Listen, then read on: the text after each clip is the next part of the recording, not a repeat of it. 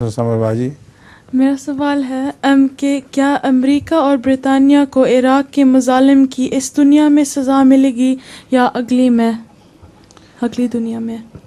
اگلی دنیا میں تو ملے گی، اس دنیا میں بھی کوئی بعید نہیں کہ ملے، کیونکہ دعا کرنی چاہیے اللہم مزقہم کل ممزق وساحقہم تسیقا، اے اللہ تعالیٰ ان کو ٹکڑے ٹکڑے کر دے اور پیس دے۔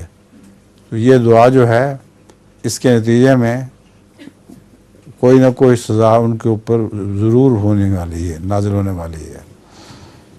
باقی ہم بھی یہاں کے شہری ہیں، اس لیے ہمیں ڈر ہی لگتا ہے ان کو بد دعا کرنے کا، کیونکہ ان کے اوپر تو جس طرح محوری طاقتیں حاوی ہوئی تھیں ایک زمانے میں، تو لندن کا وہ حال ہوا تھا جو اس وقت بغداد کا حال ہے،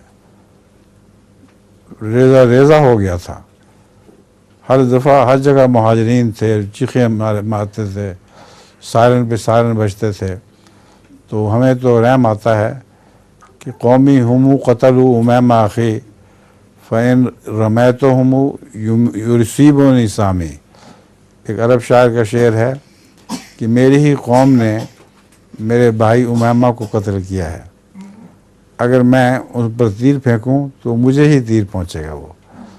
تو ہم تو ڈر کے مارے اسی لیے کچھ نہیں کہتے کہ اللہ بہتر جانتا ہے ان کا کیا حال ہوگا، معافی رکھے تو اچھا ہے۔ جزاک اللہ خیر۔ السلام علیکم۔